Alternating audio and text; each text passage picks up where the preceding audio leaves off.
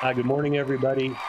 Morning to your favorite Tio Loco. Yeah. Yeah, James is another one of the OGs on our staff right now, so I'm happy to be involved with that too. My story this morning comes out of Law 360, and the headline is "Caught Real Estate Crowdfunders Ran a $2 million fraud," a suit says. Now, as I was reading this, and Yarrow, I think you can appreciate this.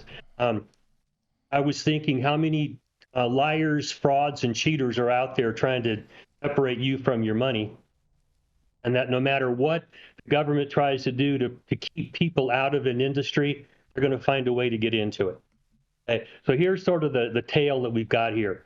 We've got a crowdfunding securities sale, and the SEC allows companies to have platforms that will sell securities through crowdfunding. And there are some rules you have to follow. You got to have truth in what you put out there, and you've got to keep bad actors out. Well, that's part of the problem we have here. Is we've got a guy that I'm going to say is a bad actor. His name is Shoemake, I believe. Back in 2017, he got convicted of a mortgage fraud scheme in, I think, Michigan Michigan. And so he's a bad actor. And in the securities business, once you get convicted of fraud, you can go onto these bad actors list, and you're not supposed to be involved in any Securities and Exchange Commission sales anymore. And this guy was not even supposed to be involved in running a business, which is pretty common. But in my experience, I found a lot of these guys come in and they try to be shadows in businesses. They set up straw men in front of them, and that's what it looks like happened here. Now, the plaintiff is an investor. He bought some of these convertible securities through this crowdfunding site, and immediately things began to smell a little bit. And apparently the SEC got involved pretty quickly too. And this guy, Shoemake, behind the scenes had an attorney that, the statement and the complaint was they were romantically involved, and I don't know what all that means today, but this attorney was doing something maybe for some pleasure that she should have been advised to stay out of. But she's an attorney with no real estate experience, and another guy that apparently had no business experience. And they set up 420 Real Estate LLC and Transatlantic Real Estate, and they offered these securities. Well, it turns out that the advertisements they put out there said they owned a bunch of greenhouse space, and they were going to improve it by the sale of these securities. And it turns out they didn't do that. They siphoned the money off to some other businesses, the attorney's law firm, and this guy Shoemake's business he set up, which is fairly common. And yeah, the other problem we have here is that this guy who ran the crowdfunding, you have to get Securities and Exchange permission to set these things up, and there's rules, and you have an obligation to look for bad actors and things that smell. You got to have warning lights on your dash. When they start blinking, you have obligations to go look. You can't be willfully ignorant. Okay? And so as these securities got put out, people were complaining right away. We're not getting our certificates. There's things to smell here. He didn't do anything, didn't run a background check, in which case he would have found that this guy Shoemake, he's got a felony. He's a bad actor, can't be involved in this. And the Securities and Exchange Commissions and a lot of states, when you get charged with fraud and convicted, then you are ordered not to be involved in these companies anymore. And as I read this, it reminded me of what we do here in California, where if you're an owner of a business, and you're background checked. Okay, so I have been approached by numerous individuals, and I won't name anybody because I don't want to get them in trouble and I ain't a snitch, but wanted me to help them set up a straw man business scheme so they could run these businesses in the shadows, and some neutral, person would have the license. And I refused. But I also ran into a situation where a person was a convicted felon, and he was not supposed to be involved in these businesses, and he was off the books. And I sniffed it out real quick. He got all pissed off because I called him out. And if you know me, I don't give two shits whether somebody's pissed off at me, because I'm representing a client. This guy's a lying sack of shit, and I know what he's up to. And he finally admits to me that he's got straw men everywhere, and he's running all these businesses, and he's not supposed to be doing it. So I guess the cautionary tale here is that you need to really enhance your bullshit detector and have flashing lights on your dash that if things don't seem right, don't cut loose with your money until you do a little investigating here. And the other one is no matter how much the government tries to keep these bad actors out of businesses and these schemes, they find a way to get involved in them. Okay? So that's the story for today. Be very careful. Get your bullshit detectors really fine-tuned if you're going to invest, especially in cannabis. But this runs across all industries. And just be careful out there because, like the old saying goes, a fool and his money are soon parted.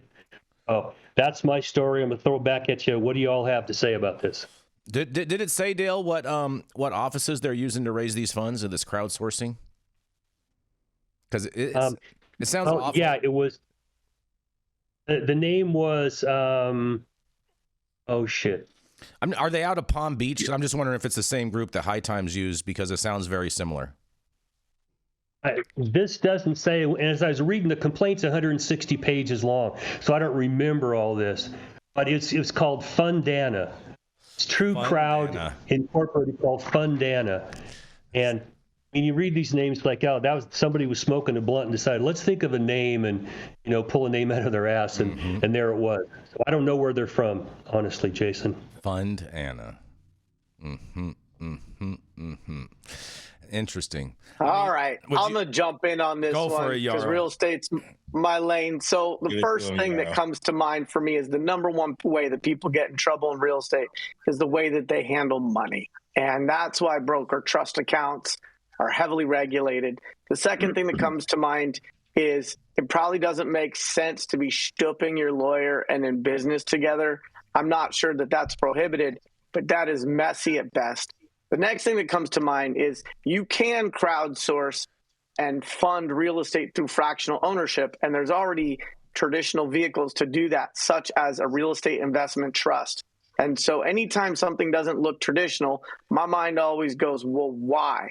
The next thing is that, in addition to this notion that a fool and their money is soon parted, in real estate, we have a term called caveat emptor, which I think is Latin for buyer beware. And what that typically means is that you should be hiring third-party independent due diligence advisors who answer only to the buyer before they've completed a transaction and whose sole job is to assemble information for the purpose of evaluating the viability of the opportunity. And so anybody who didn't do that and put their money on the line, while I feel sorry for them, I also know that I have spent the last 7 years earning an income and paying for my children's braces by doing exactly that. Due diligence, an independent advisor, someone who can speak truth and who can shoot holes through the bullshit. And so I feel sorry for the victims of this crime, but I also wonder how much they understood their own obligation to inform themselves and not just be lured in by the bright lights of the big city and the deck that looked exciting. And so, real estate is hyper-local. And so if they said that they were going to spend most of this money on CapEx for greenhouses, if I'm writing a check, I'm going to go look at those greenhouses. I'm going to go put boots on the ground. I'm going to spend the time to order a little flight from Southwest Airlines and go look at whatever real property I'm supposedly investing in. And so I just think that people who have money to spend need to be very thorough in the way that they deploy their dollars. I think that the people who found themselves basically scammed by these individuals should really be looking at themselves me personally, I feel like they're just as responsible as the scammer.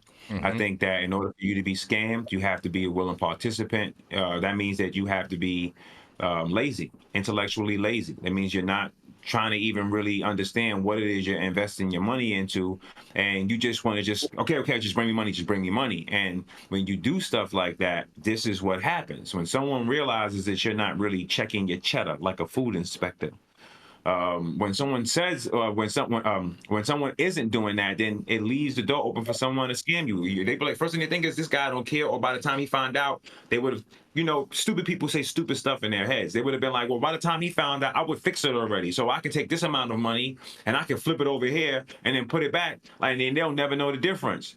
There are a lot of people that have been scammed last year and that will be scammed this year because they refuse to actually do the due diligence and check on where they're actually putting their money at. You got any thoughts on this? I think it's. Yeah, go ahead, Rochelle. No. No. Like, no. I would say it's like 3 Carmani, man. I mean, it's immoral to let a sucker keep his money. Oh man, spoken like a true salesman. And on that, let's go to a commercial, and we're going to be right back.